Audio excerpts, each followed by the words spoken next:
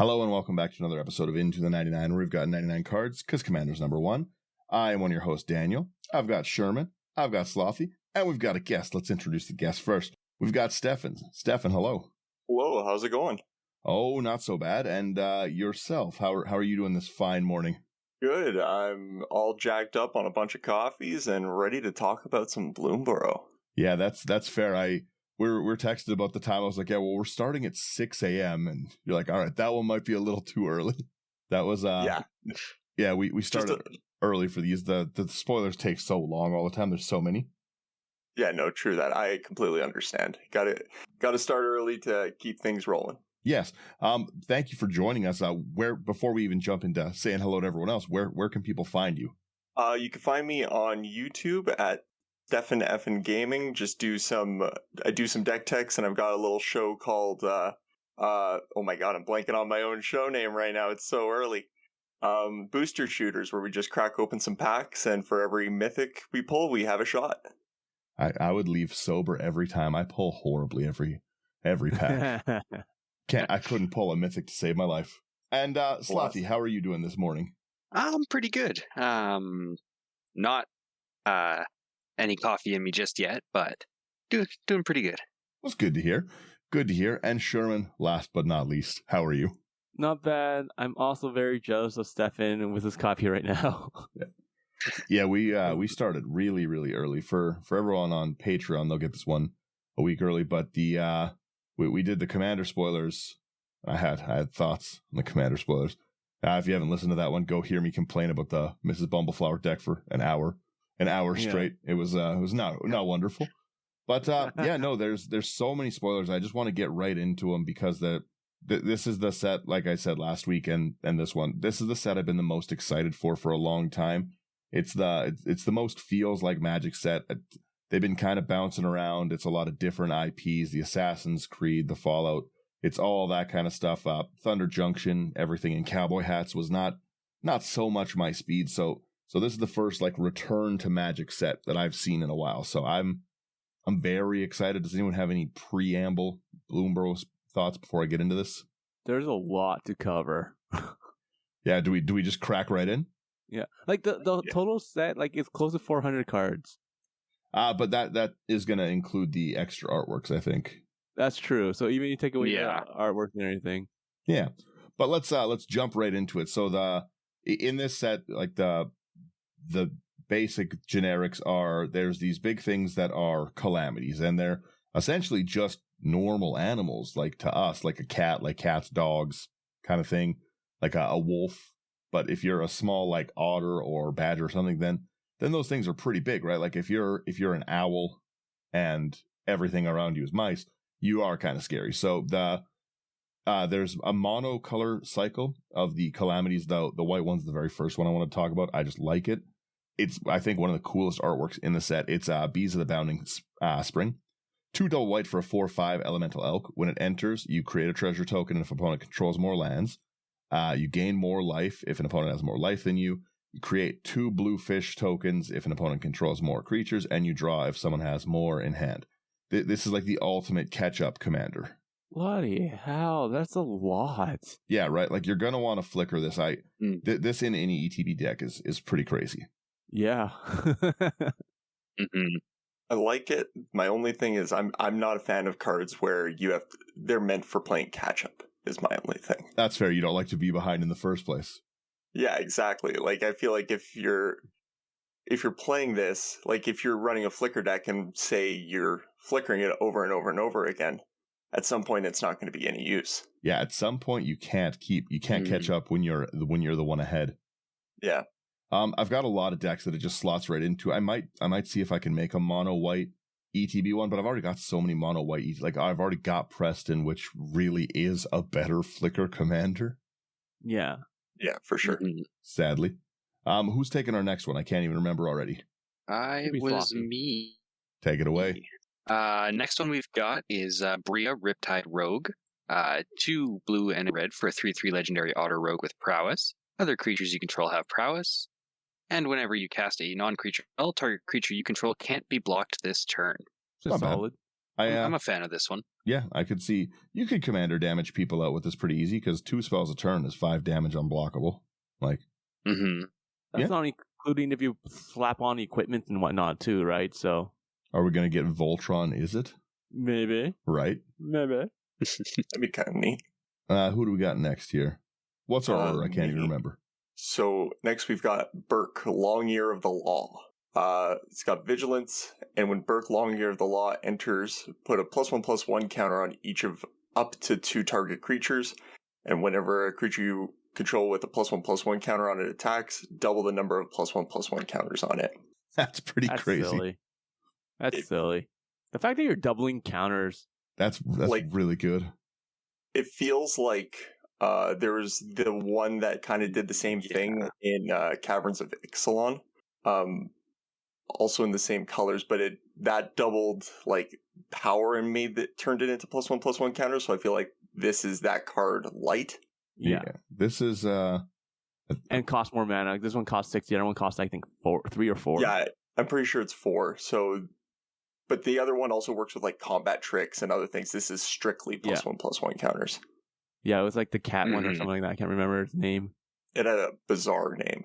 I can't. Yeah. I built the deck too. And the Kutzel or one of the, it's either Kutzel or the Malamute Soldier, blah, blah, blah, blah, one of those things. It's the other one. Kutzel is the one that says like, you can be able to stack basically. Yeah.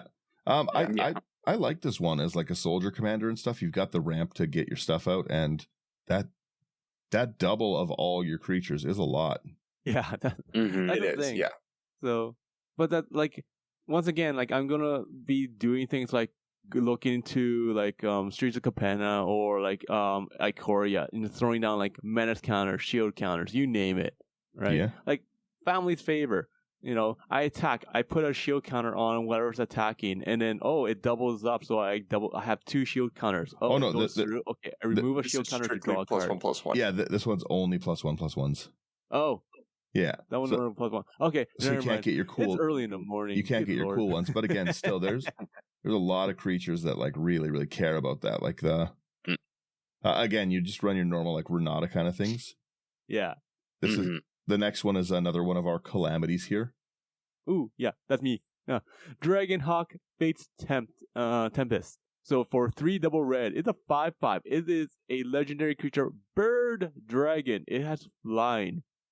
Whenever the Dragonhawk enters or attacks, exile the top X cards of your library, where X is the number of creatures you control with power 4 or greater. You may play those cards until your next end step. At the beginning of your next end step, Dragonhawk deals 2 damage to each opponent for each of those cards that are still exiled. It's not bad. Kind of interesting. Interesting, yeah. I think it works. I think it's pretty cool because it enters, you exile the cards, and then at the end of your turn, you're doing a bunch of damage. And then next turn, you attack, you exile even more cards, and because it's still at the end of, you can play them until your next end step. Yeah. Can you just use the ones from the previous turn to deal more damage? Yeah. I didn't even see that it was your next end step. That's pretty good. Those stay in exile for a while, so they're still accessible. Yeah. Yeah, I could see that. As long as the cards are still in exile, even if you don't cast them, if they stay in exiled, they still count. So it can get big. So yeah, I could see that. Yes. We have our blue calamity, which is just a giant fish. It's Eluge, the Shoreless Sea, 1 triple blue for a star elemental fish. Power and toughness equal to the number of islands you control. When it enters or attacks, you put a flood counter on target land. It's an island in addition to its other types for as long as it has a flood counter. And your first instant sorcery you cast each turn costs 1 blue or 1 colorless, less for each land you control with a flood counter on it. That's interesting. Yeah, that's pretty decent reduction. Yeah. And that's not very expensive to get out. No, I think not at all. I think this would actually be a really fun mono blue commander. The fact, you don't normally see a reduction that gives you blue. Like, it's always colorless, right? Yeah, exactly. So to be able to get both is like really, I think that's a lot of fun. You could do some pretty wild things with that. Well, yeah, at your first enter and attack, you're able to cast 2, like you can counterspell for free with that on the first. That alone is mean. Yeah. So true. You know what I mean? Like that. The on your first thing, you're able to just basically have like the like Pact of Negation effects for free with no downside. That's pretty crazy. The fact that you can, it's always the colored is what gets you in the reduction. So I could see that being pretty nuts. I think Yeah. I think you build this with a lot of those really weird high cost counter spells where it's like counter target creature, gain control of that creature. Yeah, like Commandeer or something. Yeah. Yeah, something like that where it's like a 6 or 7 cost spell and it's like, oh, now it costs me like 2. Free counter spells like change the math of how you play the game for sure, right? And the fact that all of this can just turn the classic play, one that I hate, is your 7 mana Psych Rift. And the fact that you can just be like, no mana Psych Rift, what's up, everyone? That's retarded. That's pretty strong. See, you guys are all talking about this stuff, and I'm just thinking like, ooh, flood flood counters. Oh, it would be nice to play with a bunch of creatures that have island home. Yeah, I like that. Give things island walk. I could see this one being a cool and very annoying control commander. Yeah, but not even island walk, island home. True, yeah. They can't attack unless they have islands, right? Yeah, it's like Dan. I love Dan. I do like at least that it's still only your first instant sorcery, so you can't just like omniscience them. Yeah. But man, that's a strong one. Who we got next play on? Omniscience, you just get it you have to play everything anyways. Yeah, right.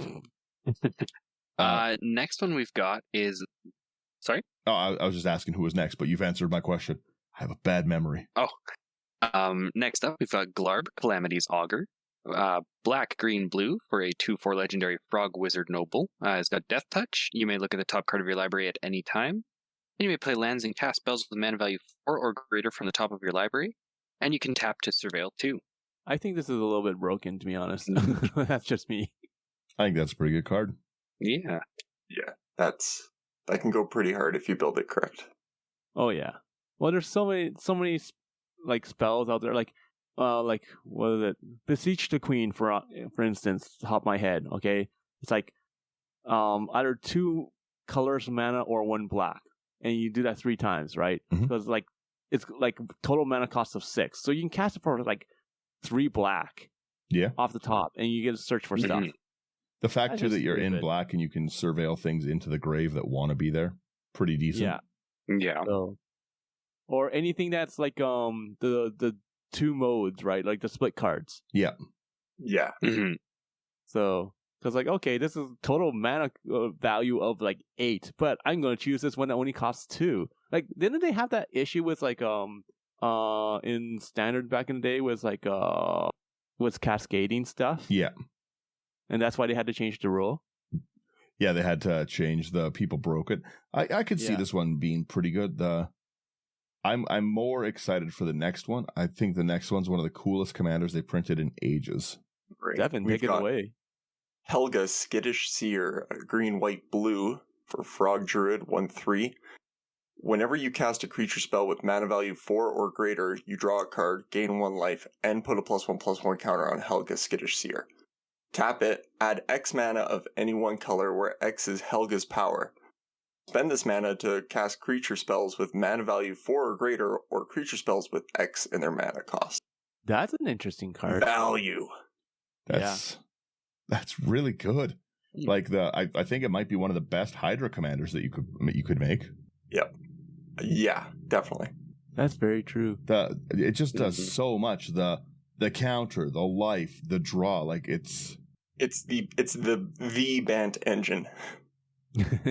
It's so good, and with anything that untaps it, it's a really good card. I have to say, I love this entire the 3 frogs that they've got, the legendary frogs. Yeah. Something about them I think they're all great. Oh yeah, they're alternate art, everything about art. Yeah, the full art looks fantastic. I cannot say enough. Minus the Karn in this set, I think all of the artwork in this set is so good. That Karn is so goofy, and I'm going to say it until the end of time. That's such a silly Karn artwork. Okay, let's go on to this next card. It's Hugs, Grizzly Guardian, for an X double red, double green. Legendary creature, Badger Warrior. It is a 5/5. It has trample. When Hugs enters, exile the top X cards of your library. Until the end of your next turn, you may play those cards. You may play an additional land on each of your turns. I like Hugs. I've got to say, it's food chainable. That's true. Oh no. It is food chainable, and then it solves the problem of I have to have the win con there. It's just food chainable to get through, and you can exile your whole library and technically play your whole library. I'm not saying you should do it. I'm not saying you should, but it's what I'm gonna do with Hugs. I made the Hug chain, and no one's gonna like it. It's all your like Rurik Thar nonsense. This is my group hug deck. It's group It's group Hugs hug deck. adjacent because it has Hugs. Yeah, group Hugs. We have Kitsa Otterball Elite, which is, again, just adorable artwork in both versions. It's 1 and a blue for an Otter Wizard, 1/3 Vigilance Prowess, pretty good stats. Tap, draw a card, discard a card, and then for 2 and a tap, copy target instant or sorcery spell you control. You can choose new targets for it, activate only if the power is 3 or greater. That it's nothing to get your power to 3 or greater, especially with Prowess. No. Playing Blitzball here. Jeez. I really like that Kitsa card. It's pretty cool. Our green Calamity. Yeah, we got Lumra, Bellow of the Woods, 4 double green for a star legendary elemental bear with vigilance and reach. Lumra, Bellow of the Woods, power and toughness are each equal to the number of lands you control. And when Lumra enters, mill 4 cards, then return all land cards from your graveyard to the battlefield tapped. That's good. It's really Not good. bad at all. It's pretty good. A return lands commander is never bad. There's a lot of versions of this. Yes, there are. Yeah. I don't know why there's a yellow That's weird. We'll be right back. Ever thought modern video games should be more interesting? At the Gaming Blender, we take randomized genres, mechanics, and make a new game every episode. I've added permadeath. We have a survival game of a hardcore simulation, which could be House Flipper, and with the permadeath of XCOM. And that all has to be an action adventure. Yes. Oh dear. Yes. And sometimes it doesn't quite work. And you have a construction off over the course of the A narrative. construction off. The way we can do this is that we ditch your idea entirely. Entirely. Check out the Gaming Blender on all your favourite podcast platforms now.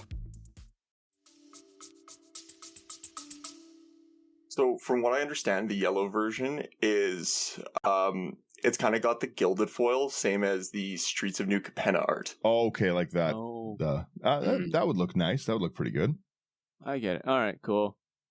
Like, I really like the bear. I like the whole idea behind him where he's coming through and destroying forests, but behind him, new forests are regrowing. Yeah.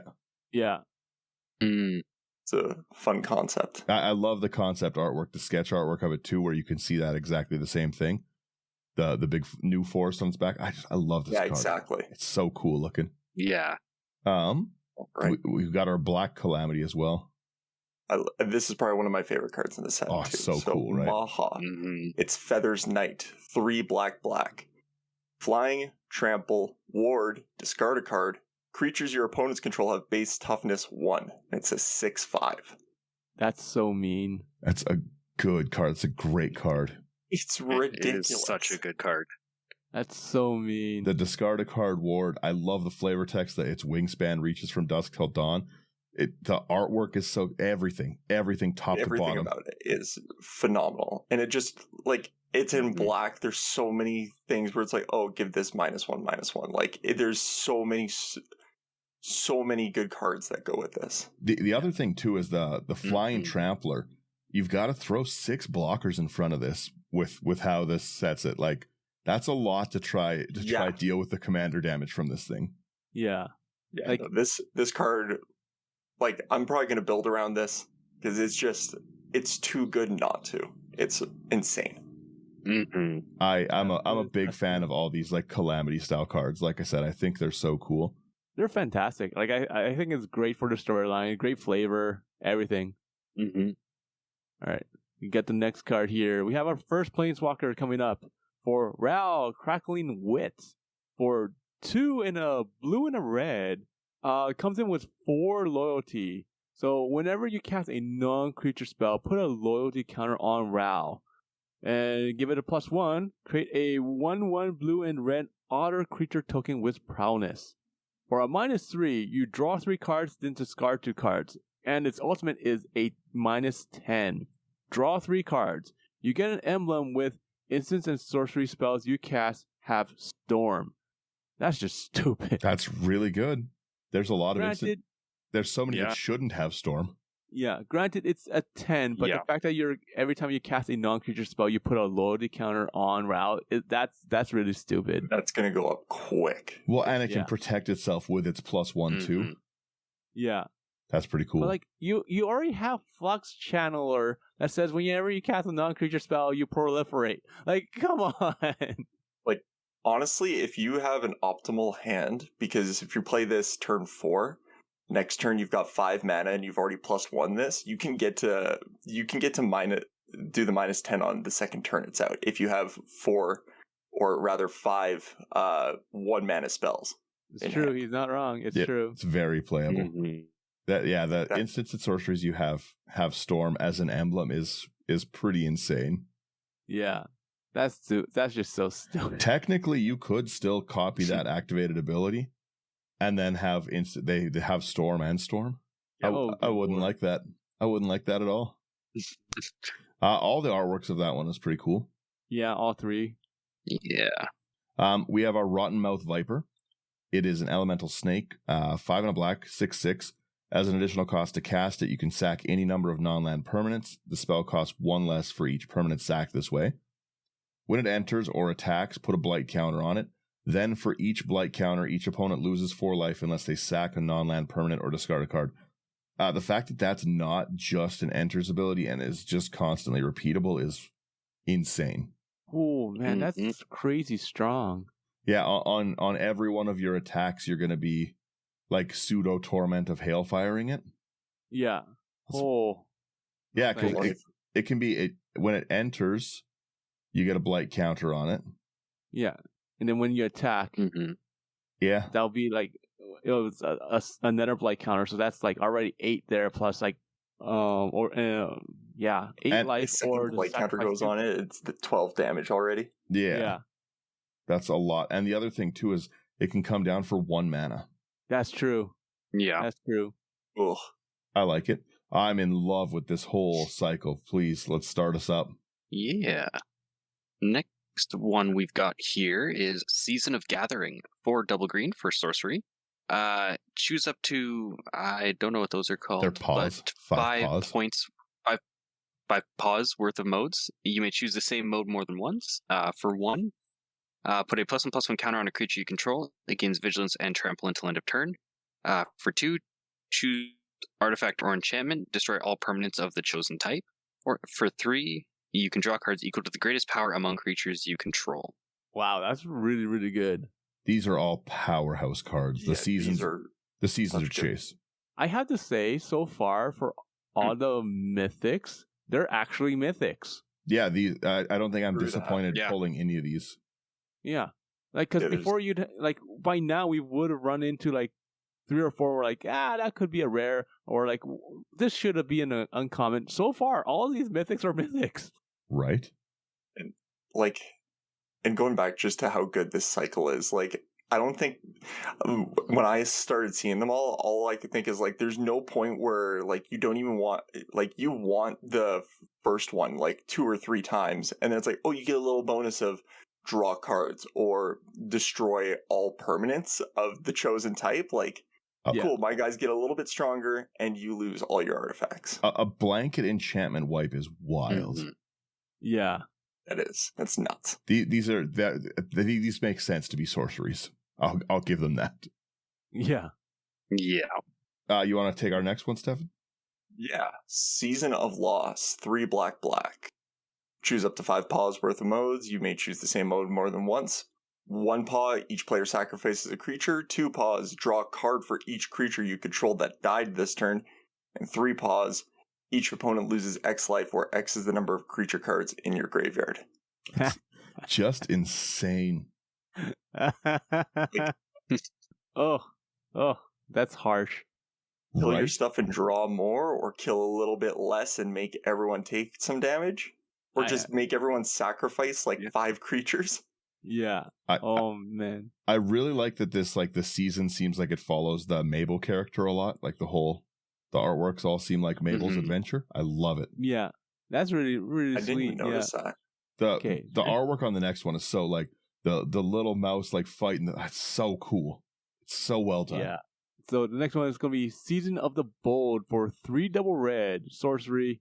Once again, we have the 5 paws, blah, blah, blah, blah. Okay, so 1 paw. Create a tapped treasure token. For 2, exile the top 2 cards of your library. Until the end of your next turn, you may play them. And then for 3, until the end of your next turn, whenever you cast a spell, Season of the Bold deals 2 damage to up to 1 target creature. Not bad. Pretty decent. The fact that it's just again 5 treasure ramp is solid at its worst. 5 for 5, yeah. So it's almost like a free spell. Right? Yeah, get Amulet of Vigor out, you just get your mana back, Storm count 1. True. We have our Season of the Burrow. So again, you get 5 paws. The first one, these are all 5. I think they're all 5 except for 1. No, there's some 5 and 6. This is 3 double white. So first paw is you create a 1/1 white rabbit. Awesome. 2 paws, exile target non-land permanent. Its controller draws a card. That's solid that you can do double that. You can do that twice and still get a rabbit is wicked. And then it's 3, return target permanent with mana value 3 or less from your graveyard with an indestructible counter on it. Also pretty good. Solid. That's pretty dope.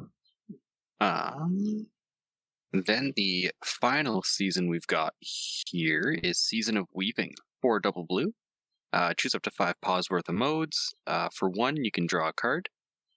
For 2, choose an artifact or creature you control. Create a token that's a copy of it. And for 3, return each non-land non-token permanent to its owner's hand. I think this might be the strongest season, just because it's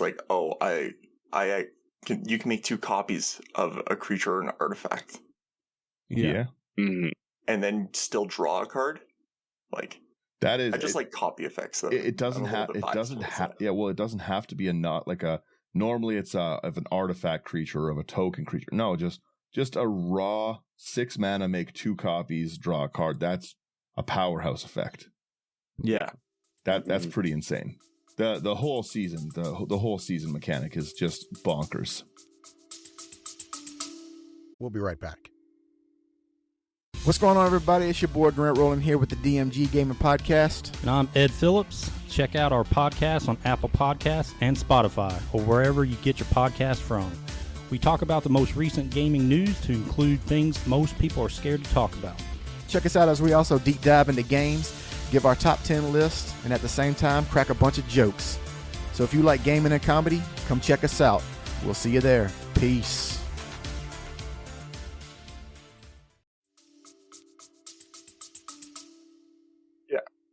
And I think that card works especially well with the next one here, Storm Splitter. Haste.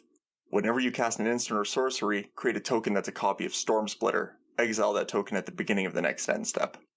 Ugh. It's going to be another chase card. That's insane. Yeah. When I first read this, I was like, it's okay. I don't see it. And then I realized, oh, you're making copies of this thing, and those copies are going to make copies of itself. And you cast 5 instant or sorceries, and you got 20 damage plus on board. Yeah. Yeah. Ooh. Yeah. I think after 5, you have 32 damage in 1/4s. That's nuts. Yeah, it's pretty good. It goes so hard. And I love the artwork of both the little fish bones sword staff thing. Yeah. Yeah. I love it so much. This would be insane in that one the master deck from the Doctor Who where the tokens don't leave. Yeah. That would probably be the quickest way to grow your board, in a deck that already quickly grows its board. That would be gross. Either that, or you throw it into Obeka or whatever, the one that you can choose end of turn. Yeah, Brute Chronologist. Yeah, it's fun times. All right, the next card here we have the infamous Cruel Claw for 1 and a black and a red. It's a legendary creature Weasel Mercenary for 3/3 has Menace. When a Crew Claw deals combat damage to a player, exile cards from the top of your library until you exile a non-land card. You may cast that card by discarding a card rather than paying its mana cost. Ooh. Yeah. Holy smokes. I would like to share a quick bonus Deck Tech episode with everyone right now. I've already made this. It is 98 lands and Worldfire. That's the deck. Yeah. That's the deck, and that's it. Yeah. Worldfire, for anyone who doesn't know, you exile all permanents, exile all cards from all hands and graveyards. Everyone's life becomes 1. I think that's hilarious, personally. That's going to be the cheapest That's ever. That's the entire deck. I've already got it set aside. I've got a few of the lands that enter and do 1 damage when they enter, but that's it. That's the desert and stuff. That's the deck. Whole deck tech. Bonus deck tech for everyone. I think this is a crazy card. Oh, that's hilarious. Well, you got to remember that's happening turn 4. Yeah. Counter. Yeah. You're casting it still. You are casting it. If you see me playing Cruel Claw, you hold up. That's the thing. If I draw Worldfire, scoop. If I turn 4, you're about to attack, draw. Untap, all right, upkeep, guys, good game. I resign. Yeah. What's going on? Oh, I just didn't get the cards I need this game. I think this is just a crazy card. There's much better ways to build it than that. I'm obviously going to build it the meme way because I'm silly and I think that's funny, but this is a pretty wild card to just be able to discard. Yeah. Discarding rather than paying, that's like, could this just become like a really disgusting madness commander? Right? Like it's just very, very good. And the Menace, you're going to usually be able to get through pretty easy. You know what? Go on, Slothy. Go on. No, I just quite like Stefan's idea there. A madness commander, Making this a madness commander. Oh, yeah. Because it's in the right colors, and then like you throw the new Emrakul in there and throw in a bunch of good madness. Oh, look at that. Here's the new Ulamog discarding Emrakul. Yeah, madness costed away. Surprise. Yeah. Hurrah. It is cast triggers. You could make this quite the Eldrazi deck, and it's going to just keep reshuffling your graveyard of everything you exile anyways. Yeah. Yeah, version 1 Worldfire, version 2 Madness Eldrazi. The Mad Drazi. We have a Warren War Leader, which is a card I love. I love these effects. It's 2 double white for 4/4 Rabbit Knight with Offspring. Whenever you attack, you choose 1. You create a 1/1 white rabbit creature token that's tapped and attacking, or attacking creatures you control get 1/1. Having that as a double effect is phenomenal. I like that. That's fun. Mm-hmm. The Offspring, I love the Offspring mechanic. Oh, it's so so cool. good. So good. Let's crack into our final of these calamities. Yeah. We've got Igra, Eater of All. 3 black and a green for a 6/6 legendary elemental cat. Ward, sacrifice of food. Other creatures are food artifacts in addition to their other types and have paid 2 and tap. Sacrifice is permanent. You gain 3 life. Whenever a food is put into a graveyard from the battlefield, put 2 +1/+1 counters on Igra, Eater of All. So if you have no creatures or foods, you cannot target this. That's annoying. The worst thing about this is my immediate train of thought is I put in the card Worst Fears so I control people during their next turn, and then I sack their commander and leave it in the grave. My initial go-to, is there... I was going to look this up, and I totally forgot to. But isn't there some sort of card where it's like, oh, players can't sacrifice permanents? Yeah, there's so Sigarda is for your own, and then for all players, you're really testing my memory here. Right, like that's why I was gonna look it up, but I was thinking like if you could find something where it's like players can't sacrifice something. Well, you can also deny offerings. Yeah, deny offerings. I was gonna say you can wreck everyone's deck too just by running like a collector oof. They can't use any of their activated abilities now. They're all artifacts. Karn, like it makes all of your normal artifact like you can just start naturalizing creatures now. Ugh. Yeah, it's a beast card. Artifact. That's true. And whenever a food's put into a graveyard from the battlefield, other creatures, you can just drop down a, what's the word I'm thinking? Grid? No, it destroys all artifacts and enchantments when it enters. Bane of Progress. Oh, yeah. Bane of Progress has a one-sided board wipe and 2/1/1 counters on it for everything that dies, and you insta-kill anyone with commander damage. Yeah. Oh, that's just... Ooh. Yeah, I think neat. this one has wild potential. It definitely has a lot of potential. I'll say that for sure. 100%. Mm-hmm. I think it's Stefan on Elena. Yeah, Alenia, Divergent Storm, 3 blue-red. Otter Wizard 3/5. Whenever you cast a spell, if it's the first instant spell, the first sorcery spell, or the first otter spell other than Alenia you've cast this turn, you may have target opponent draw a card. If you do, copy that spell. You may choose new targets for the copy. Monster card. That's a fun card. You know what? With all these otters, it still makes me sad that Loris is still banned. Lutri, but I understand you why. should still just keep playing Lutri anyways. Yeah. Yeah. Unban him. You otter play him. I'll be here all day. Yeah, with all the crazy otters that they've thrown in this, like, you could definitely just have otter, is it tribal? Yeah. And go pretty hard with that. Yeah. Is it otters? Yes. Yeah. And then throw the new Ral in there. Throw that Storm Splitter in there. Double up Storm Splitter. Double up. I like get it. Storm real quick. I like the Storm Otters, yeah. Mm-hmm. They're very fun. We have our Artist Talent. It's another new class, 1 in red. The first mode, whenever you cast a non-creature, you may discard a card if you do draw. That's not horrible. Level 2, you pay 2 in red to get there. Non-creature spells you cast are 1 less to cast. Good. And it's level 3 for another 2 in red. If a source you control would deal non-combat damage to an opponent, deals that much plus 2. Pretty decent. Cool. And just want to mention real quickly for everyone, Thunder did pull out the card for us, and that's going to be a Sharn for cannot sacrifice stuff. Oh, yeah. Oh, right. Yeah, that's a rough one. So that's going to be in a green and a white, though. Yeah. Anyways. Oh, wait. Daniel, did you skip my turn? You jerk. Oh, you were well, okay. You take the better card, which I cannot wait to put into Rigo. Everything I see is Rigo bait now. I love Rigo so much. Please take what should be in Rigo. So we have Azure, Beast Binder for 1 in a blue. It's a 1/3. It's a Rat Road.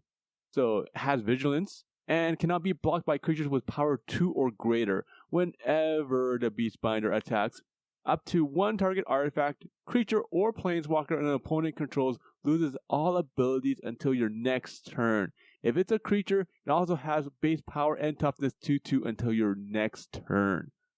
That's pretty good. That's really good. That's just mean. The fact that it's also on the attack, so you can make it can't be blocked by things that are big. Yeah. It's this is a great card. Me, the whole list, I'm just sitting here taking pictures of cards I need pulled. You should just buy a box. You haven't bought a box in a while.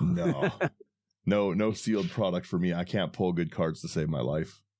Fair enough. Magic Freeze, baby. All right, Slothy, since me and Sherman are out of order, it's back to you with the best card in the set, I think. Perfect. We've got Balin the Haymaker, red, green, white, for a 4/3 legendary rabbit warrior.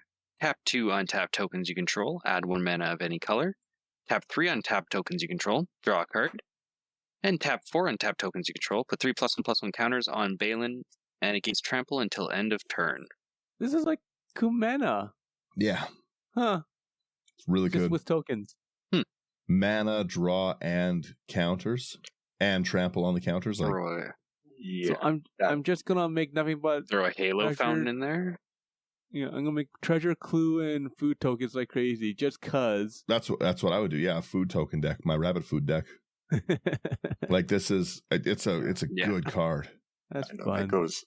I didn't even think about it with like food tokens or anything like that. That's pretty ridiculous. Yeah, food. Yeah, 'cause it's just as tokens. Yeah, food, treasure, any of those things. Like the fact that you can just reuse your treasures for tappable mana and a draw engine, like Yeah.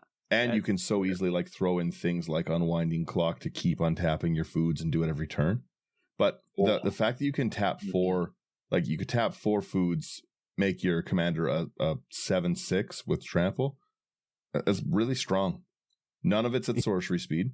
Yeah, no. This is a very good commander. Oh, and both artworks are so cool. Mm-hmm. All right. Next is the Byway Barterer. 2 and a red Raccoon Rogue 3/3 Menace. Whenever you expend 4, you may discard your hand. If you do, draw 2 cards. Huh. That's decent. That's not bad at all. It's all right. I think you gotta. I mean, what was the one? It goes with Cruel Claw pretty well. Yep. Yeah. Just because if you're already discarding stuff. I can see this being playable a lot in standard, but commander is situational. Well, you got to remember, you don't have to have a hand to discard to draw 2, right? That's true, but you have to expend 4. Yeah, I guess. But actually, wait, what's expend? Hang on, you expend 4 as you spend your 4th total. Okay, so you have to actually spend it. You can't just keep it in your pool. Okay, yeah. Yeah. All right. So let's go on to the next card here. You have Camellia, the Seedmeister. So for 1 and a black and a green, it is a legendary creature, Squirrel Warlock.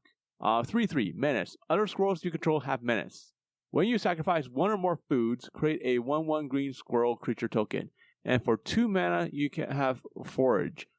So you put a +1/+1 counter on each other squirrel you control. To forage, exile 3 cards from your graveyard or sacrifice a food. I don't think that's in the pre-con for the squirrels, which is a huge bummer because that's a crazy card. That seems like a fun card. Again, really cool artworks. So good. The next one as well, a wild card. Caretaker's Talent. It's another class. 2 and a white. Whenever 1 or more tokens enter, draw a card. Triggers only once each turn, which is a great little engine. Pay 1 to level it up. When it becomes level 2, you create a token that's a copy of target token you control. Pretty good. And then 3 and a white creature tokens you control get +2/+2. I'm not mad at that card. Not bad. Yeah. I think this slots into Annick perfectly. Oh, yeah. 4 mana, I'm going to make another token of this. Or whatever else you want. Like, you could just keep making tokens of really good enchantments. Yeah, it's pretty good. Yeah, that one goes pretty hard. I like that you could technically keep removing the counter from this and just re-leveling it up. Oh. Yeah. Right? I think we need to pause here for a second. Oh, Stefan dropped there? Or? Yeah. Stefan did not like your idea there. Yeah, Stefan won't be a part of that one. He's like, I'm out of here. Bye. One sec. Let me bring Stefan back. There we go. Rage quit. Weird. I don't know what happened there. I didn't even click anything. I won't be a part of that idea. I'm so sick and tired of the characters. Slothy, you're next here. Next up we've got Clement the Worrywart. 1 green and blue for a 3/3 legendary creature frog druid with vigilance. Whenever Clement the Worrywart or another creature you control enters, return up to 1 target creature you control with lesser mana value to its owner's hand. And frogs you control have tap to add green or blue. Spend this mana only to cast creature spells. Ooh. That or another creature. I like this one. Is Cloudstone Curio on a commander? Oh yeah, I guess it is. It sure is. Yeah. We have Cloudstone Curio at home with ramp built into it. Yeah. Again, these artworks are so cool. With this, I love all the frogs. I would love that. Tapping Spore Frogs for mana would be fun. That would be. That'd be really good. All right. Coiling Rebirth. 3 black for a sorcery. Gift a card. And you may promise an opponent a gift as you cast this. If you do, they draw the card before other effects. And return target creature card from your graveyard to the battlefield. Then if the gift was promised and the creature isn't legendary, create a token that's a copy of that creature, except it's a 1/1. That's absurd. I like that. Pseudo offspring for whatever you want, as long as you promise a card. Make a quick buddy. Gift. Yeah, that's really good. You know what? I do like the gift mechanic. Oh, I love the gift mechanic. Group hug. The fact that I can group hug everything. All my removal is now group hug. All right. Classification is a reprint, so we're going to skip that. We have Cruel Claws Heist for double black. Sorcery. Gift a card. And then target opponent reveals their hand. You choose a non-land card from it. Exile that card. If the gift was promised, you may cast that card for as long as it remains exiled, and mana of any type can be spent to cast it. Interesting. I like it. It's not bad. Yeah. I want to build Bat Clerics so bad in this set. There's so many cool bats. We've got Darkstar Augur as the next one. 2 and a black for a Bat Warlock. 2/3 with Offspring of 1 black. Flying. At the beginning of your upkeep, reveal the top card of your library and put it into your hand. You lose life equal to its mana value. That's really, really good. Interesting. That's such a monster refill your hand mechanic. Again, for 4 mana, you get that twice every turn. Yeah. Ideally, you're hitting a land every turn after that. Mm-hmm. Yeah. Exactly. Wow, how to get 6 lands in 3 turns. Yeah, right? Ideally, I'm hitting lands I don't want to hit my 8 drops. Oh, it hurts. Oh, it hurts. Everything about this owl, every artwork of this owl is one of the best drawn things I've ever seen. Yeah. They nailed it. Take it away, Slothy. Yeah. It's Dawn's Truce. 1 and a white for an instant. You can gift a card. You and permanents you control gain hexproof until end of turn. If the gift was promised, permanents you control also gain indestructible until end of turn. That's so good. That's really good. We have heroic intervention at home. Yeah, they made a weaker version of it, but like, you know what? I do appreciate it still. I just really like that card. Absolutely. It feels a lot better. Now I can have that. Sorry? I was going to say, it feels a lot better to at least you give me a card. You know, I try to board wipe, you say no. I say, okay, well, please. Por favor. Yeah, right? Oh, I love it so much. All right, we got Dowerport Mage, 1 and a blue for a Frog Wizard, 1/3. Whenever one or more other creatures you control leave the battlefield without dying, draw a card. For 1 blue, tap it. Return another target creature you control to its owner's hand. Yo. I like this. I think it goes pretty good with all the other frogs in this set where you're bouncing a lot of your own stuff back to hand. I like these frogs. The frog hop is a cool concept. Yeah. I also love the alternate art where he looks like the fat dude that runs like the Gunga in Star Wars. Yeah, I love it. The first one. Yeah. Okay. We got the Dream Dew Entrancer for 2 and a green and a blue. Frog Wizard, 3/4. It has reach. When the Entrancer enters, tap up to 1 target creature and put 3 stun counters on it. Woo. If you control that creature, draw 2 cards. It's kind of fun. You know what? Stun counters are annoying. I will say that. So I like that though. We have our Emberheart. Especially if you're playing this frog deck and you're just bouncing things anyways, it doesn't matter to. You could even stun this card and then just bounce it back to hand. Use it as a draw engine. True. Mm-hmm. They should have reprinted boing. We have Emberheart Challenger. Again, I can't say enough good things about the art of the set. 1 in a red for a 2/2 Mouse Warrior with haste, with prowess, with Valiant, which is like the new pseudo-heroic. When it becomes the target of a spell or ability you control for the first time each turn, exile a top card of your library until end of turn, you can play that card. That's dope. I think it's decent. Yeah. Then there is Essence Channeler. 1 and a white for a 2/1 Bat Cleric. As long as you've lost life this turn, Essence Channeler has Flying and Vigilance. Whenever you gain life, put a +1/+1 counter on it. And when it dies, put its counters on target creature you control. That's good. That's strong. Love the Bat's gain and lose mechanic. I love it so much. I like so good. like that it moves all of its counters onto on anything. Yeah. They should have made This goes really well with like the Ozolith, the original one. Yeah. right. And anything where you just want to move around counters. The bats should have been a 5th precon in this set. The way that they printed them, there's so many cool ones. Also, the Emberheart Challenger with like the little fireflies. It's such good art. So good. I love all the bats. I feel like they almost did them dirty because I feel like there's more of every other type of creature. Maybe not raccoon, Yeah. but I feel like there's less bats in this set than any other of the main creatures. Yeah, right? They need more. Yeah. Which is unfortunate because the art direction with all the bats and just they all look phenomenal. I have to say, Bloomburrow is a plane they must come back to. Oh, definitely. Yeah. Like Bloomburrow needs more exploration for sure. Like, I don't see why they wouldn't, because they set up such a great story and like world building already. So cool. That they could be like, oh, let's pop back. Let's see what happens. Like if the calamities aren't there and the seasons don't change. I would have loved a set of like a block set of this where it like followed a bigger storyline and like because these were cool legends already. I really, really like you said, like all the frog wizards. I love these backlinks. I love the direction. Yeah, no, phenomenal set. Like so good. Also, Fabled Passage reprint, never bad. Yeah. Who's fantastic like, artwork pricey too? Holy smokes! Yeah. Beyond Valley lies danger and promise. Who's next on this green shell? I think that was me. The second green shell, 3 green, elemental turtle, 4/6 reach. As long as you control 10 or more lands, creatures you control get +2/+2.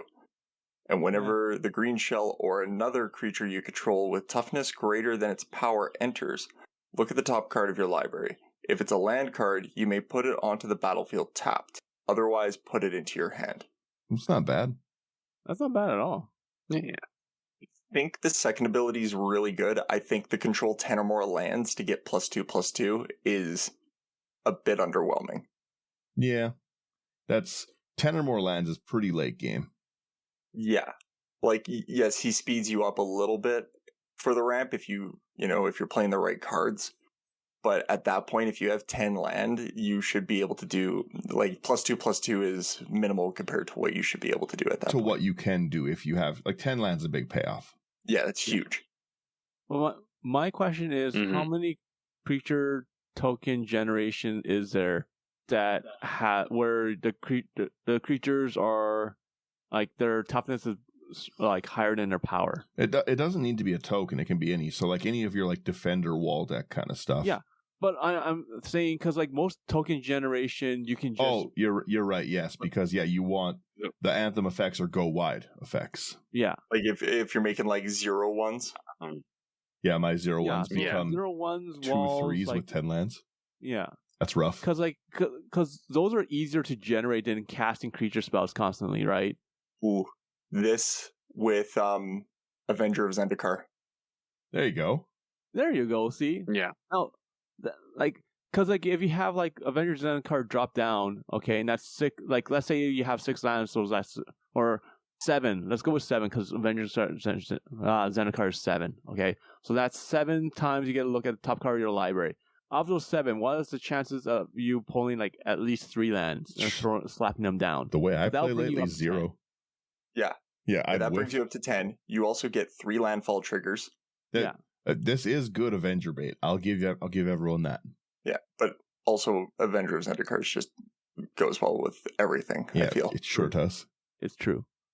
So yeah, I would be playing this in a Simic deck and would have a like Royal Elemental and just steal a bunch of stuff too at the same time. Anyways, let's keep going now. We have Festival of Embers for 4 and red. It's an enchantment. During your turn, you may cast instant and sorcery spells from your graveyard by paying 1 life in addition to their other costs. Wow, there's a broken card. If a card or token would be put into your graveyard from anywhere, exile it instead. And for 1 and red, you sacrifice the Festival of Embers. Yo, this is a sick card. I really like that that's a drop it down and go off at the end of the game card. Yeah. For 1 life, you let me like have flashback for everything in my graveyard. I'm down for that. Right. And I like that you can self-remove it as well. Yeah. Yeah, that's a well-designed card. I think that's cool. We have Phineas Ace Archer, again with 3 artworks that I really like. 1 green, 1 white for a 2/2 rabbit archer with vigilance and reach.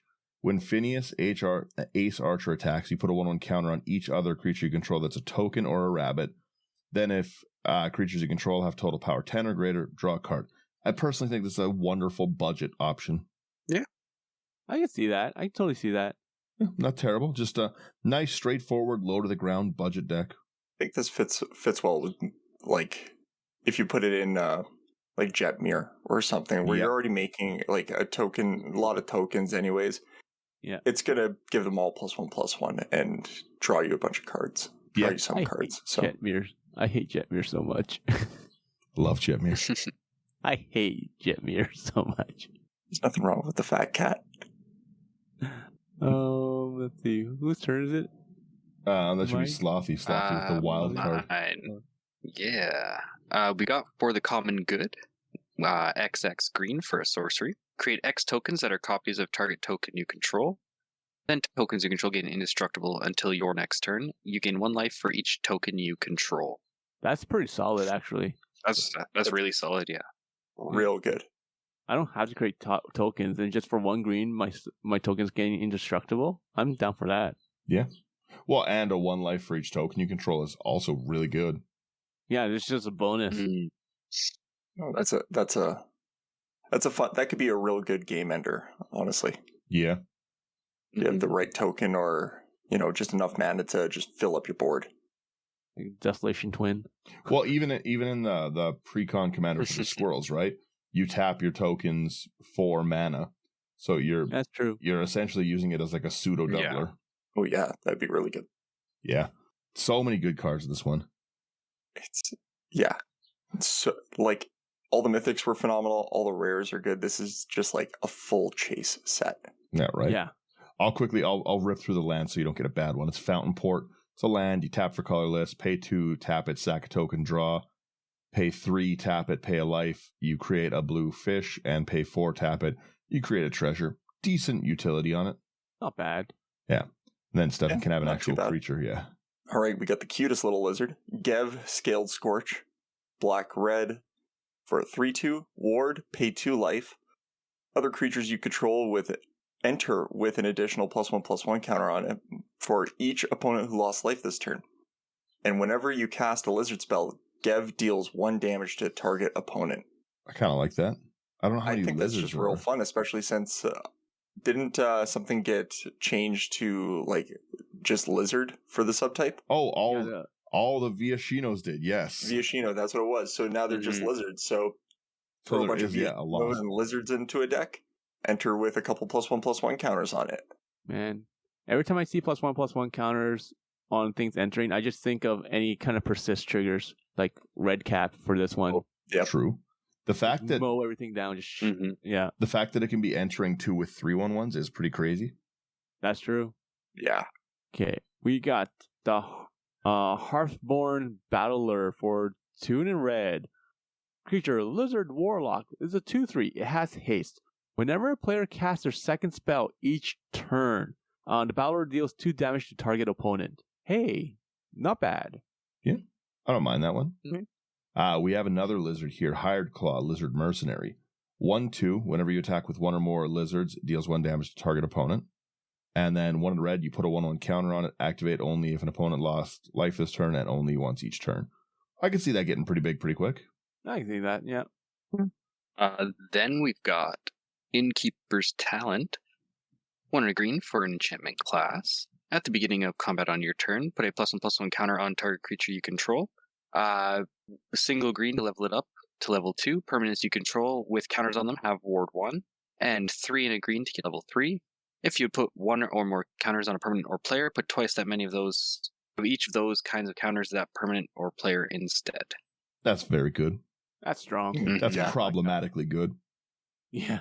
The ward 1 to level up at 1, it also is putting counters on. It's a doubler. That's big. That's a problem item. It's not kill on sight problem, but it is a problem. When you level up an enchantment class like this, are you putting a counter on it? Yes, Because then it's giving itself ward. Mhm. that is correct. So you're making it like as you're leveling it up, you're just making it more difficult to deal with it. That's 100%. Yes. It's pretty great. Oh, it's brutal. That's such a good class. Yeah. A lot of these cards, normally a lot of the sets rares are kind of junk rares. A lot of the time you get a lot of junk to match out, but there's not many of these that I'd be unhappy cracking. Yeah. Because they're fun. Even if it's a junk rare, it's still a fun junk rare. Well, these are all like very playable, right? Like the next one, for instance, like that's like Stefan's next one. Like, take it away. This is crazy. The Iridescent Vine Lasher. 1 black for a 1/2 Lizard Assassin. Offspring 2. And landfall. Whenever a land you control enters, this creature deals 1 damage to target opponent. Yeah, That's good. that is pretty good. Windgrace is eaten well. I think this could do pretty well in, like, especially like limited or something, where if you draft this, Yes, Mm-hmm. 100%. you're pinging 2 for each land. If you have the offspring out, like it's a pretty good card. Well, and in 20 life sets, that goes pretty quick. If you have 4 off of this too, right? Like, Yeah. Dropping 1 land doing 4 damage would be crazy. Overall, so far, from what we've seen, I have to say, like, I haven't drafted in a while. I would go back and draft this. This would be a seems fun one. Yeah, this seems like it would be a fun draft for the set. But we have the next card here. It's Jackdaw Savior for 2 and a white. It's a creature bird cleric. It's a 3/1. It has flying.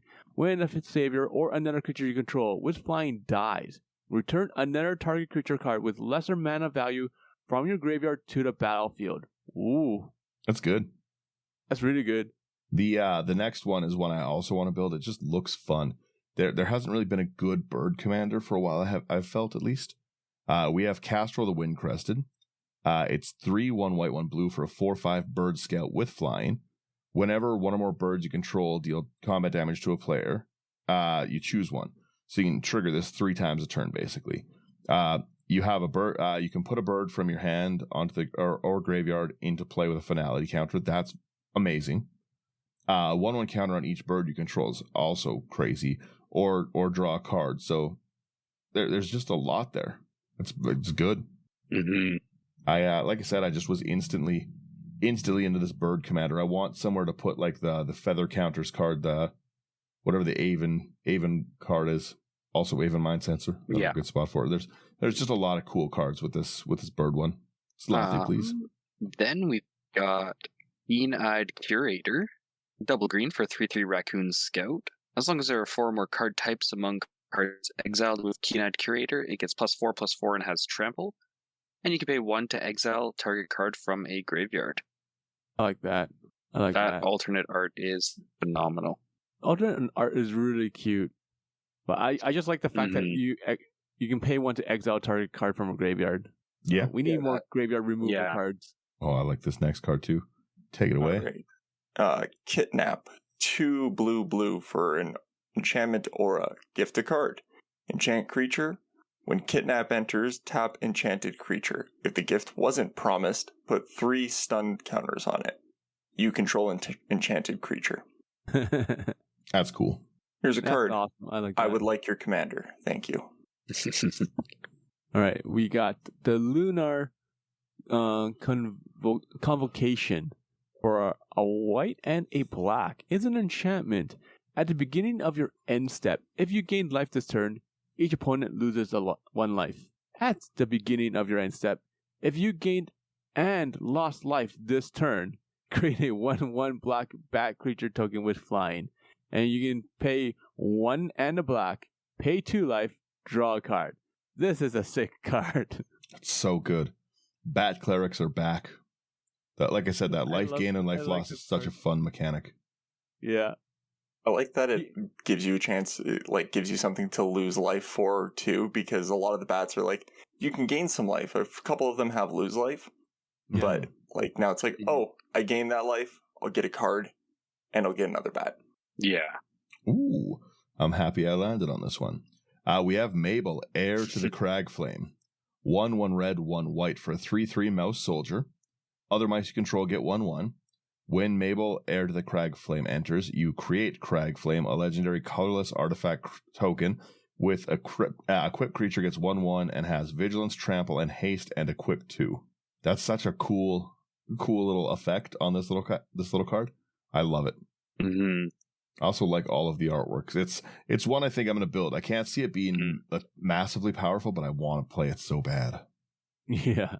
Yeah, it'd be fun. Then we've got the Manifold Mouse.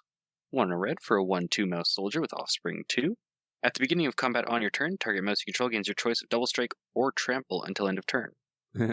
That's cool. That's a sweet thing to have Offspring on. I like that design. That's a good design. Yeah. The alt art is so cool. Yeah, that looks great. It is, yeah. Love it. Oh, do I need to repeat myself? Right. Okay, we have a Mind Spring reprint, and then Stefan, I think the next one was a... Yeah, Miss You're getting a lot of Breath. frogs. Yeah, more frogs. Miss Breath Elder. A green for a 2/2 frog warrior. At the beginning of your upkeep, return another creature you control to its owner's hand. If you do, put a +1/+1 counter on Miss Breath Elder. Otherwise, you may return Miss Breath Elder to its owner's hand. That's cool. It's interesting. Also, I like on some of the alt arts, they've got like their little sayings, and this one is where you are is temporary. What you do is forever. Frog folk saying. I love these frog mystics bouncing. I just love it so much. That's really good. So good. That's really good. I like that. Okay. We got Mockingbird for X and a blue. Creature, bird, bard. It's a 1/1. It has flying. You may have Mockingbird enter as a copy of any creature on a battlefield with mana value less than or equal to the amount of mana spent to cast Mockingbird, except it's a bird in addition to its other types, and it has flying. This is a dope card. I like this copy effect. Mm-hmm. A lot of people, when I posted the spoiler, they're like, oh, this card kind of sucks. I was like, not really. I was like, at its worst, it's still a 1/1 flyer, which is solid. At its best, it's a copy anything. Yeah. Copy their commander. Yeah. I like it. Yeah. We have Muera, Trash Tactician. 1/1 red, 1 green. Beginning of your first main phase, you get red or green for each raccoon you control. I love it. Whenever you expend 4, you gain 3 life, which is your spend 4. And whenever you expend 8, you exile the top 2 cards of your library until at the end of your next turn, you can play them. I think that's cool. I like the artworks. That's interesting. Yeah.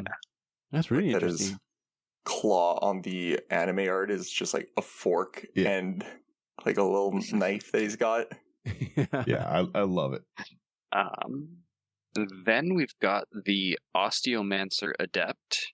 1 and a black for a 2/2 Squirrel Warlock with Death Touch. You can tap. Until end of turn, you may cast creature spells from your graveyard by foraging in addition to paying their other costs. If you cast a spell this way, that creature enters with a finality counter on it. That's pretty cool. Interesting. Yeah, I don't mind that one. Alright, Paw Patch Recruit. A green for a 2/1 Rabbit Warrior. Offspring 2. Trample. Whenever a creature you control becomes the target of a spell or ability an opponent controls, put a +1/+1 counter on target creature you control other than that creature. It's not terrible. I think it's kind of cool. Not bad at all. Yeah. I can see things getting big. I think it works alright as long as you are able to pay for the offspring cost. Mm-hmm. That's true. Having 2 of those effects for, something getting targeted, even if the offspring gets targeted, then you can put like 2 of the counters on the Paw Patch Recruit. Yeah. Yeah, it's pretty good. I can see it being playable. Next one we have here is Portent of Calamity for an X and a blue. Sorcery. Reveal the top X cards of your library. For each card type, you may exile a card of that type from among them. Put the rest into your graveyard. You may cast a spell from among the exiled cards without paying its mana cost if you exile 4 or more cards this way. Then put the rest of the exiled cards into your hand. That's good. That's really, really strong. Interesting. Yeah, so this doesn't even really exile them. It's just a pseudo draw card that doesn't say draw, so you can't double it up. So it would just be, you kind of got to build a little bit around card types, because I think you could whip kind of hard on that and then just lose some stuff. Yeah. Well, no, but you still get them. Yeah. You only get 1 of each card type. For each card type, you may exile a card. From among them. Put the rest into your graveyard. I see what you're saying. Take 1 creature, 1 artifact. Though, as long as they have multiple types on them, it would be a lot easier. Yeah. So you could whiff pretty hard. Mm-hmm. Yeah, that's fair. I really like both artworks of the next card, the Salvation Swan. 3 and a white for a 3/3 bird cleric with flash with flying. When it or another bird you control enters, exile up to 1 target creature you control with flying. Return it to the battlefield under its owner's control with a flying counter on it at the beginning of the next end step. I think that's pretty cool. Interesting. I'm just going to bounce like Pilgrim's Eye with it. Next one we've got is Scavenger's Talent, single black for an enchantment class. Whenever one or more creatures you control die, create a food token. This ability triggers only once each turn. 1 and a black to level it up. Whenever you sacrifice a permanent, target player mills 2 cards. And then 2 and a black to level 3. At the beginning of your end step, you may sacrifice 3 other non-land permanents. If you do, return a creature card from your graveyard to the battlefield with a penalty counter on it. I like this one. Yeah, that's good. That's really good. Mm-hmm. Reanimator, a sack outlet, a way to really, really wreck people with your treasure tokens. Like black has a lot of treasures for it. Yeah. Yeah, that's good. All right. Scrap Shooter, 1 green. For a Raccoon Archer, 4/4. Gift a card, reach, and when Scrap Shooter enters, if the gift was promised, destroy target artifact or enchantment an opponent controls. Yeah. I like that. It's not bad. A little bit of removal if you need it. Otherwise, a 4/4 for 3 with reach. Yeah, so Not it's terrible. like a better. Can't complain. Yeah, it's like a better reclamation stage because it's actually useful. Yeah. Right. We got a Sarah Redeemer for 3 double white. That's a reprint one. That is a reprint. It is. Then we have Starfall Invocation for 3 double white. It's a sorcery. Gift a card. Destroy all creatures. If the gift was promised, return a creature card put into your graveyard this way to the battlefield under your control. That is worth it. I love that art. The artwork for the regular one and the alternate one are so different. Yeah. Yeah. I think they're so That cool. You can get anything back with that. Yeah, bring back anything after a board wipe. Yeah. That's Always like, good. oh, I'll take your strongest creature. This is the reason we're board wiping. I'm going to take that back. We have It's put into your graveyard. Sorry, okay. Because I saw return a creature card. Never mind. fair. To me, that's just going to reanimate my commander, most likely. Yeah, that's fair. Most times. But like I said, I'm building a bat-themed deck out of this. We have our Storm Chaser's Talent, another class. 1 blue. When it enters, you create a 1/1 red otter with red and blue otter with prowess. Level it up for 3 and a blue. When it becomes level 2, return target instant or sorcery from your graveyard to your hand. Actually, not bad. And then 5 and a blue. Whenever you cast an instant or sorcery, you create a 1/1 blue and red otter with prowess. I could see that being playable. A little heavy on the 6 mana for the level up, but again, I think you're just going to proliferate these. That's true. Yeah, that's a lot of mana to sink into it to get the final effect. Like, that's 10 total mana. Yeah, like I think you put this into a deck that's proliferating. Yeah. Mm-hmm. Like Inexorable Tides. Yeah. Stuff like that. Yeah. Next one we've got here is Sunspire Lynx. 2 double red for a 5/4 elemental cat. Players can't gain life. Damage can't be prevented. And when Sunspine Lynx enters, it deals damage to each player equal to the number of non-basic lands that player controls. Solid. I love this already. I really like that. That hurts, yeah. that hurts a lot. Like how many like at times, you have people that have like 5 to 8 non-basic lands. That's all I play in some decks is non-basic lands. Yeah, there you go. So you take this. Oh, that'll hit hard. Yeah. All my fancy duels end up killing me. I put that in a larg just so you could be like, oh, it enters, does some damage, goes back to my hand. Next turn, same thing over and over. Yep. That could hurt. Or at blink.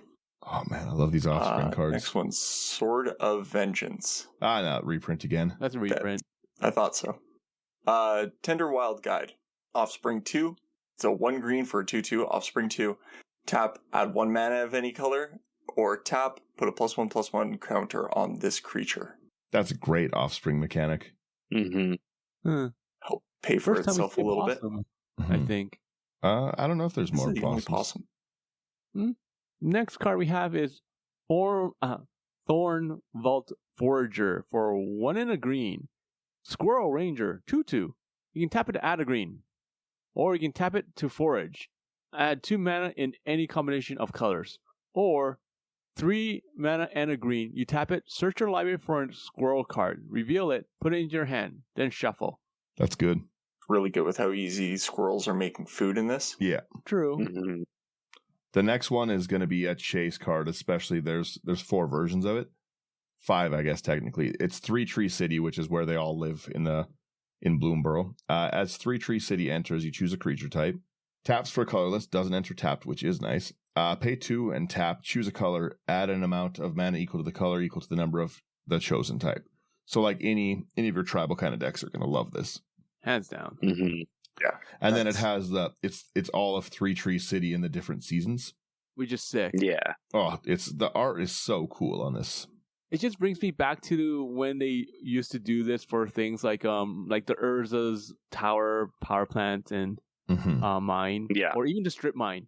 Or heck, even Mishra's factory.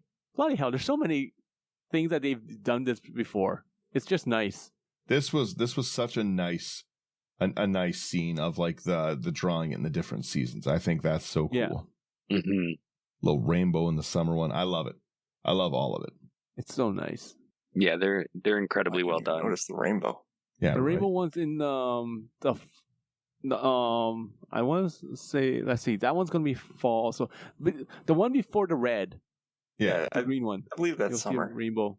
So the green one, it's a faint rainbow. Yeah, fall's going to be the red tree. So spring is probably the first one. Summer's the rainbow one. And then winter, I think we can all figure out winter. Maybe. The red one. Yeah. It's the red. Wait, I was thinking winter was the first one. Winter here is our spring is the 3 Tree City. Yeah, right. Yeah, right? Yeah. Yeah. I'm pretty sure the winter one will be Chase. Oh yeah, it's already pre-selling Yeah. for more. Mm. I think it's like $3 or $4 more. These are gonna be good rares. Like Nykthos for creature type is gonna definitely be playable in a lot of decks. Like it's a powerhouse card. Yeah. For sure. Especially untapped, like 100%. not tapped, it's good. Take us away, Slothy. Yeah. Next up, we've got another Otter Boy, Thunder Trap Trainer, 1 and a blue for a 1/2 Otter Wizard with Offspring 4. When this creature enters, look at the top 4 cards of your library. You may reveal a non-creature non-land card from among them and put it into your hand. Put the rest on the bottom of your library in a random order. I don't think that's a good offspring. That's the first one I haven't thought is good. Offspring of 4. Like that's high. Yeah, a 4 to get a non-land creature. That's not good. Yeah. 3. That's a bit too much. Yeah. 3 I can understand. Mhm. 4 is a bit too much. Even at 3, that'd be for what it does. I don't know. 3 is like 2 is really good. 3 is fair still. 4 is too much. Yeah. Yeah, especially with Yeah, I think it you also have Sorry, the go ahead. potential of whiffing on it. Yeah, right? Yeah. Mm-hmm. So it's like for 6 mana you whiff twice. Ugh. It's like, yeah, I have 2 1/2s. Woo! All right. We got next card. You don't here. even get 2 1/2s. You get a 1/2 and a 1/1. Oh, that's true. Yeah, It's a right. 1/2 and a 1/1 because of the offspring. Yeah. You gotta keep them separated. Okay, no copyright strike. Valley Flamecaller for 2 and a red. Lizard Warlock 3/3. If a lizard, mouse, otter, or raccoon you control would deal damage to a permanent or player, it deals that much damage plus 1 instead. Wah, wah. Not I horrible. don't care for this one. That's okay. It's okay. Like for the extra damage effect for 3 mana, okay, fine. That's pretty good. So, but other than that, like it's very, very, very specific. Yeah, that's definitely more of a limited thing. Yeah, 100%. Yeah. Right. Who's the flood color? Is that Stefan? Yeah, I'll take that. Valley Floodcaller. 2, a blue, Otter Wizard 2/2. Flash, you may cast non-creature spells as though they had flash. Whenever you cast a non-creature spell, birds, frogs, otters, and rats you control get +1/+1 until end of turn. Untap them. Decent. Yeah. Well, gonna pair that with every season card. Yeah. Yes. Yuck. That's good. Is it you now, Sherman, or is it me? Did we go out of order? It was, but I accidentally took Okay. the Valley Flamecaller, so All that right, was my so bad. I'll get the Frog Warrior, Valley Might Caller. We've got 1 green for 1/1, Frog Warrior. Trample. Whenever another frog, rabbit, raccoon, or squirrel you control enters, you put a 1/1 counter on it. I could see this one getting pretty good. Pretty big. Yeah. Really, really cool artwork on both. I love this alternate artwork of it. It reminds me of where it's kind of like sneering. Yeah, it reminds me of like 80s cartoons. I love it. like Battletoads. Yeah. Mm. I like that there's another cycle of these, the flame collar, the flood collar, like another valley cycle. It's kind of cool. Yeah. Next one we've got is the Valley Quest Collar, 1 and a white for a 2/3 Rabbit Warrior. Whenever one or more rabbits, bats, birds, and or mice you control enter, scry 1. And other rabbits, bats, birds, and mice you control get +1/+1. This one I quite like. Yeah. I love that flavor text. No battle is fought or won alone. That's really good. Yeah. I love that they keep like referencing this in the text, the wake of the beasts, just like the normal creatures coming through. I just love it. Mm-hmm. I think Stefan's the black one now. Okay, we got... Sorry, do you guys want to take this? I'm just having no worries. Yeah, okay. Sherman, jump in. Okay, so we got Valley Rot Collar for 1 and a black. Squirrel Warlock 1/3 has menace. When Rot Collar attacks, each opponent loses X life, and you gain X life, where X is the number of other squirrels, bats, lizards, and rats you control. Decently playable. I like that. It's not bad. Yeah. Oh, you get the cool one. You good, Stefan? Yeah, I'm good now. All right, you take this next one, just please. a random cough attack. But no worries. We got Ren the Relentless. 2 blue, black for a 3/4 Rat Rogue. Ward 2.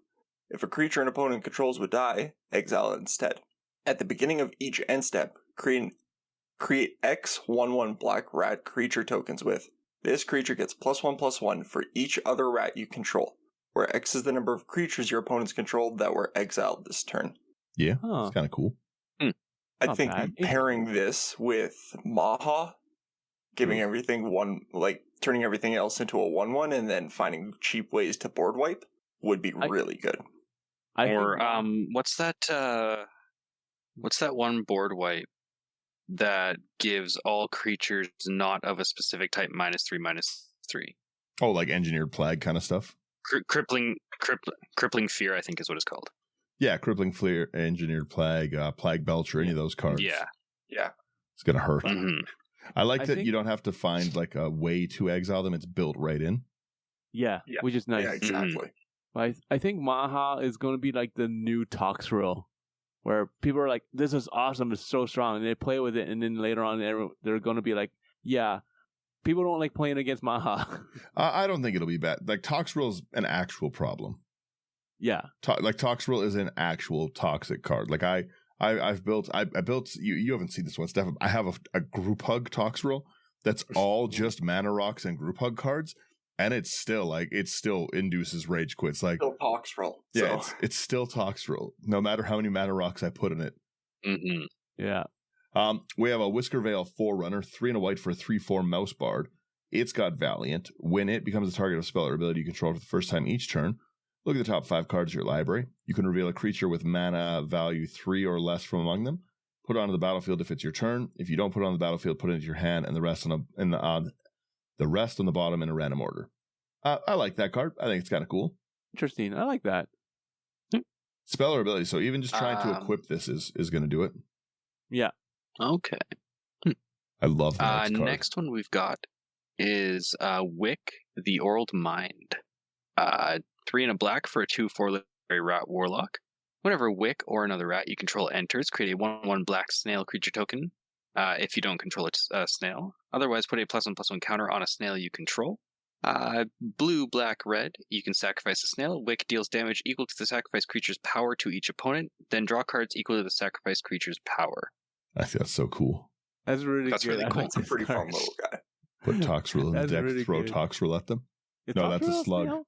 No, it's a slug, but they're basically the same. You could rule 0 it to me. I don't know. Just like according to the draw dictionary. a circle on the picture. You're fine. Make a shell. Yeah. All right. We got Wishing Well. 3 and a blue. Artifact, tap, put a coin counter on Wishing Well. When you do, you may cast target instant or sorcery with mana value equal to the number of coin counters on Wishing Well from your graveyard without paying its mana cost. If that spell would be put into your graveyard, exile it instead. Activate only as a sorcery. I think that's pretty cool. That's interesting. I like the fact that it says equal to, not equal to or less than. So it's very, very, very specific. You got to chain it a little bit, Yeah. You got to work around it. I like that. All right. So this is going to be our last card. It is going to be Zeraline Cosmos Collar for 1 in a black and a white. Bat Cleric, legendary creature, 3/3, flying and vigilance. When a bat you control attacks, you gain 1 life. Whenever this enters or attacks, you may pay white and a black and 2 life. When you do, return target non-land permanent card with mana value 3 or less from your graveyard to the battlefield with a finality counter on it. Hey, there's a good bat. That's what I was saying. This should have been they should have built a 5th precon around this bat. Yeah, that would have been interesting. I love the Bat Cleric so much. Yeah, no, that one seems like it will be a really fun build around. Yeah, hands down, 100%. There's so many good cards in this set. Like even out of every set, I think this is the one I've wanted to pick up like uncommons and commons from the most as well. Yeah. Well, even like the one that everyone was talking about when they spoiled it was Fell for 1 in a black. Yeah. It's a sorcery, you destroy target creature. That's good. Like it's so good. And for an uncommon. The Coruscation Mage, that like it's another Offspring one in red for a 2/2 wizard. It's got Offspring 2 whenever you cast non-creature spell, 1 damage to each opponent. Also very, very good. Yeah. Like I think they did a great job with this set. Artwork is spot on, fantastic, except for the Karn. Yeah, the Karn's wild. Yeah. Everything else is really, really good. I'm quickly going through some of these uncommons because they're so good. Like this Dewdrop Cure is such an adorable artwork that it's 2 and a white, you gift a card. Return up to 2 target creatures with mana value 2 or less from your grave to the battlefield. The gift is promised. Instead, you return 3 with mana value 2 or less. I love it. And I love the kinds that are on here. Like this Driftgloom Coyote is just cool artwork. Yeah. Mm-hmm. Like there's one of my dumb personal favorites from the uncommons is Overprotect. 1 green for an instant. Target creature gets +3/+3, gains trample, hexproof, and indestructible until end of turn. That's not why I like it. I like it because the flavor text is that, first off, it's just a frog in like a turtle shell, and he's like, Blor's defenses are impervious. Blor the impervious. I love that. That is a really good card. 3/3 trample, hexproof, indestructible is a monster card at 2 mana. Like that's a ton. Yeah, like I said, there's powerhouses in the uncommon slot. Yeah. I really like all these little mouse soldiers that are here. It's fantastic overall. Like, it is. Yeah, this is a great set overall. I love Hop to it. 2 and a white. It's a sorcery. Create 3 1/1 white rabbit creature tokens. Yeah, that art is awesome. Yeah, like there's just so many, and there's a lot of really, really good frogs. Like in this one too, especially wanting to do it. I love this, like the Night Fisher. Whenever another non-token bird enters, you get the 1/1 blue fish. Like it's just a really great cycle. Yeah. So like even the counter spell they have here under it's a Long Rivers Pull. Okay, 2 blue, so it's just like a counter spell. You gift a card and counter target creature spell. If a gift was promised, instead counter target spell. So it's like, okay, Daniel, you're the problem. I want to counter a spell. I'll gift a card to Stefan. Hey, Stefan, you're my ally here. You get to draw a card. Yeah. I counter your spell. The gift mechanic is amazing for Commander. It is so, like, it feels almost like it was built for it, just because it makes politicking, well, it actually is like, hey, I'll get rid of that. You, like, can I have something back? Here's a card. You got to help me out now. Right. Yeah. Like, it's more reasoning to build pseudo teams. I love just, there's so many, like the Otterball antics, the making this extra one. The Parting Gust, speaking of the gift mechanic, right? It's double white for a instant. You gift a tap fish, so a 1/1 blue fish. You exile target non-token creature. If the gift wasn't promised, return it to its owner's hand. So worst case scenario, it's just another great blink card. Best case scenario, though, you gift and exile someone's stuff. There's so much like utility in this section. The peerless recycling is there's no reason to not run it as a raw upgrade to naturalizing commander. The 1 in the green for instant gift a card when return target permanent from your graveyard to the battlefield. This isn't the one I was thinking. I was thinking about a different one. But this, again, the fact that you can 2 permanents to your hand by giving a card away, that's awesome. Yeah. Mm-hmm. There's another one that's basically the same thing, and it is it's for destroy artifact. The destroy target creature power 4 or greater in the slot. Like there's so many monster cards in this section down here. I love the Bat Clerics, the Star Charters, all that kind of stuff. The Star Gaze is one of the coolest artworks. Like Star Gaze is phenomenal. Yeah, go ahead. They have to make that as like a playmat. Oh, I know, right? Again, like even gorgeous art. All these bats are so cool. Like the Starscape Cleric, the Starseer Mentor. They're going through like the uncommons and stuff. Wear Down is the one I was thinking. The gift a card, destroy target artifact or enchantment. If the gift was promised, instead destroy 2. Oh, it's This is like I said. I'm gonna have to like really, really do a run through of the commons and uncommons in this because it's so playable. Even the lands, every single lands, you have the 4 lands in the different seasons. Yeah. Like, oh, that's kudos cool. for them for doing that. You know what though? They should have made the Winterlands Snowlands. That would have been a cool cycle to just add in for no reason. It'd be pretty neat. I could see it being an issue. Yeah, like, printing wise.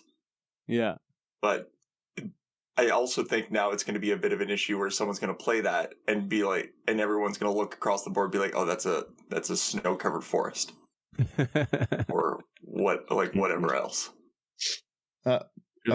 Again, looking at so many of these, like the Life Creed Duo is another card that's great. Like another ETB, whenever another creature you control enters, you gain a life. That's great. I need all these bats. So many cool bats. Also, I do remember seeing something about the going back to the lands and the season cycle. Spring is like the most common by something like 50%. You're always going to pull spring, and then summer's a little bit less, and so on and so forth. And the winter ones are like a 10% chance to get. These winter plains, the plains cycle is nuts. How nice they look. Oh, These might be some of the nicest plains I've ever seen. Oh, I really like how. Looking at it closer now, I like how it's all got the same artist, so he's kind of just like wearing things down. Yeah. I love the new art of Runaway Together, the little frog and the otter and the leaf boat. It's so good. Yeah.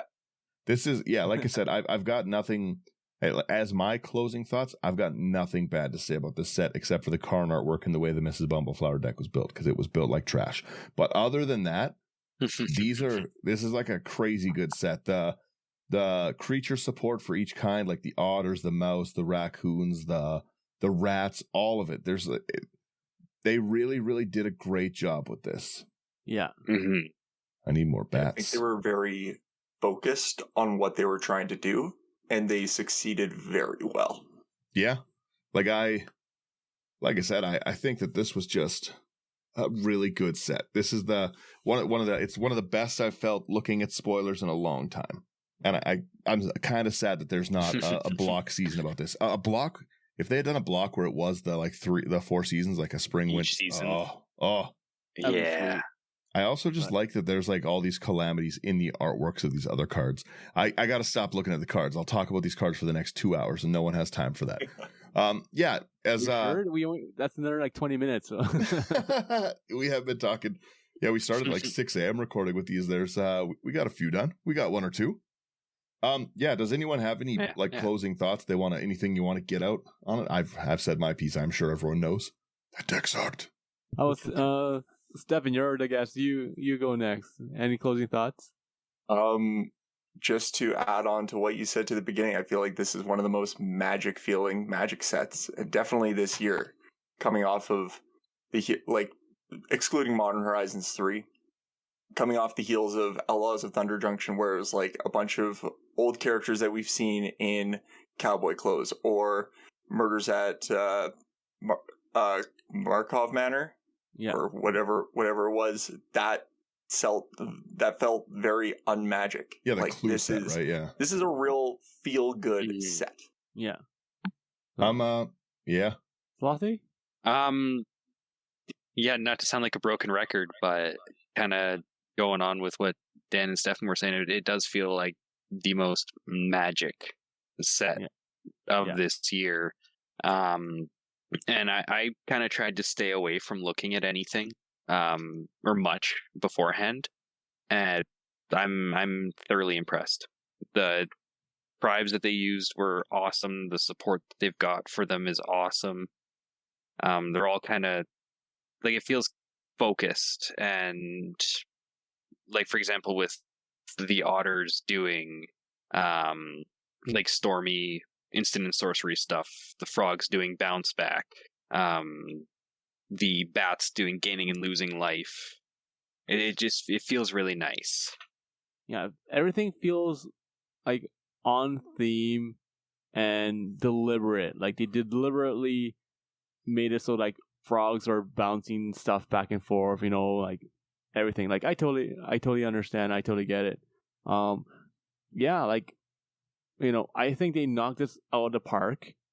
Whether it will sell well or not, it's a different story, just because, once again, everyone's still going through water fatigue quite a bit right now, I feel.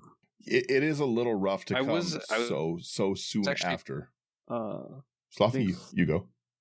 Yeah. Yeah, that's true. But I was talking with the owner of my LGS yesterday at time of recording, and he was saying that so far this set is actually selling phenomenally. Oh yeah, that's good. People are like going just crazy. In terms of like pre-orders and everything. People are going absolutely feral for it. That's really good to hear. They did put really, like, that new Quain artwork. I put Quain in like every group hug deck I can, and I have a Quain deck itself. Like, I need the big strawberry artwork, obviously. Don't be crazy, right? Like there's a lot of good upgrades in this set. They did it right. I'm happy with it. Well, we'll see what happens with the next set after this, which will be in another month. No, spoilers in another month. So spoilers in another month. we get a little bit of a break. Let's not get crazy. It's not a big break, but in terms of what we have been getting, it's my biggest problem is I have no time to digest sets right now. I was just seeing, like I played yesterday. I was just seeing people playing like Ezio decks and stuff. I just got to play like my Ivor Wolf-Kissed Sagas deck. So fun to play. But that's what I mean. These are my first times like seeing these decks, and we're already into like a full blown new set where I'm like, well, I've got to build 13 of these. Yeah. At a certain savor the flavor. Yeah, at a certain point, I can't enjoy these decks, right? Like I know not everyone builds like I build in so many, but still, like I would like to enjoy some of these decks. So I'm happy we get a bit of a break. Yeah. That's it. I'm good to wrap it there. Definitely. All right, cool. Let me roll the song. Thank everyone for getting through these long spoiler episodes, as they always are. Thank you, Stefan, for joining us. If everyone wants to go check Stefan's stuff out, and you should, go check his stuff out, go subscribe. Stefan Effin Gaming on YouTube. Really, really fun stuff. It was really fun to play games. There's some gameplay videos with Stefan up as well from the last Face event, so check those out. Like, share, subscribe. It really helps people find our stuff. Makes it so people can hear it more. The more people hear it, the more we can do. If you want to go above and beyond that, because that's the bare minimum. You guys should be liking this stuff. Bare minimum stuff there, guys. Go over onto Patreon. Great spot to come over and brew decks with us. Hang out with us. It's a lovely time there and everything. So come do that. There's tons and tons that we're going to be building. I'm on Mrs. Bumbleflower, I think number 4 now. I think Slothy's built 3 or 4 of them. Like Mrs. Bumbleflower goes silly. Like I got to make a new channel for Mrs. Bumbleflower decks alone. Other than that, all of our content is on intothe99.com. Lots of articles. Our gameplay stuff's there. You can chat with us on the social media stuff. Yeah, that's it. Let us know what is the best thing and why try and talk me out of building this this Cruel Claw deck, because I don't think my friends are gonna like it. But I've already got the cards inside. I have a World Fire. That's it. Yeah, everyone got a bonus deck tech this week. That's it. I should clip that one part down and just release it as an episode. There you go. 30 seconds. But that's it. Yep. There you go. I'll let the music roll for a second, and thank you again, everyone, for listening. It does really mean a lot to us. We appreciate all of you. Oh, right. Sorry. I'm not done. Also, all of the stuff that I've been putting in these sleeves. AI armor. Go buy those sleeves. They are so good. Our link is in the bio. That's it. That's it for real. Later. Now for real. Bye.